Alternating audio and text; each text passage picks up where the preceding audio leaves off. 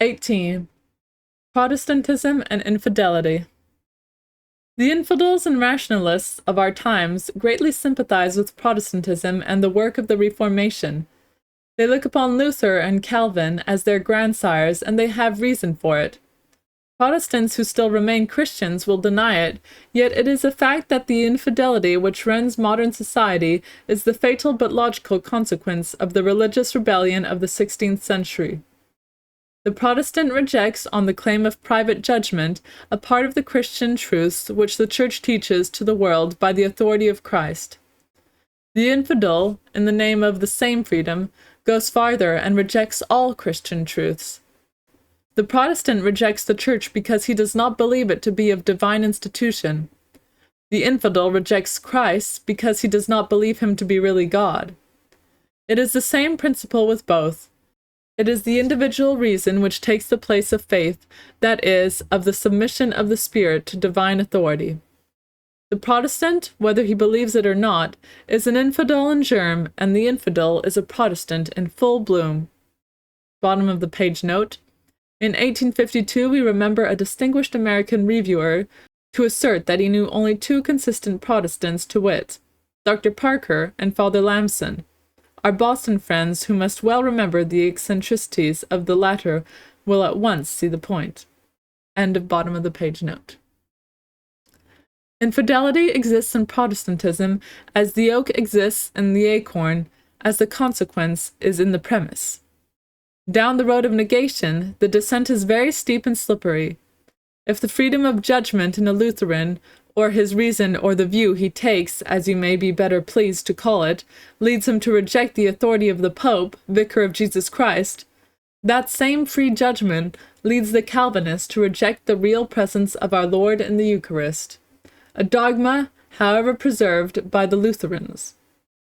According to the same principle, the Socinians, the ministers at Geneva, and a crowd of other ministers, following the footsteps of Voltaire and Rousseau, reject today the divinity of Jesus Christ, and therefore abjure Christianity and fall back into utter incredulity, and all in consequence of that freedom of conscience. But our German and French philosophers, rationalists and pantheists of all degrees, do not even stop at that. Go farther, and deny the existence of a God, Creator, and all by the privilege of free and private judgment. Now I say it again, and all Protestants must needs say it with me. This free judgment is Protestantism in its essential principle. Then Luther, the father of free judgment and of Protestantism, is the father of all infidelity, the father of all anti-Christian negation. Bottom of the page note. Such was the feeling of Henry IV when he was a staunch Calvinist.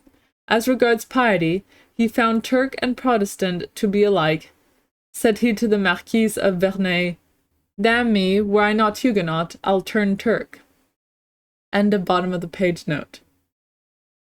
Eugene Rangi, in his Report on Public Instruction in Germany, writes, "I was in Jena 2 months before the opening of the Synod, which was to assemble in Eisenach the pastors of the different estates of Germany. Said I to a distinguished professor of divinity in the University of Jena, 'Will they discuss dogmatic questions and doctrines?' 'No,' he replied, 'only liturgy and simple questions of form will be deliberated.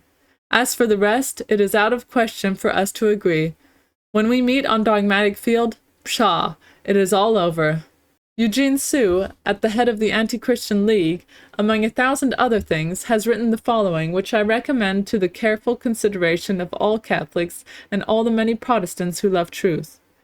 He writes, "Free men, radical men, and rationalists have probably been very indiscreet in attacking Protestantism, a sort of transitory religion, a bridge, so to speak, over which we may reach a pure rationalism, at the same time allowing the false necessity of a worship which the mass of the people will not as yet know how to do away with.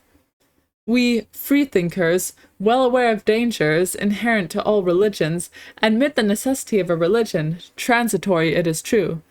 For, we must say it, we need to distinguish the possible from what is desirable. It must be acknowledged that there are several degrees in evil, and that the least thereof is preferable to the whole. That is, this whole evil is Jesus Christ and his church, religion, and the Catholics. Then, passing from theory to practice, Eugene Sue draws the impious rules of an association whose members shall not baptize their children, nor marry with religious rites, nor bring their dead to the church, in one word, will altogether renounce any and every practice of religion. Another man, Edgar Quinet, a great herald of Protestantism and son-in-law of a parson, styles the Protestant sects the thousand gates open to get out of Christianity. You will say, our Protestants, generally speaking, do not go so far as that. True, there are degrees in Protestantism, and absolute infidelity is only Protestantism in the highest degree.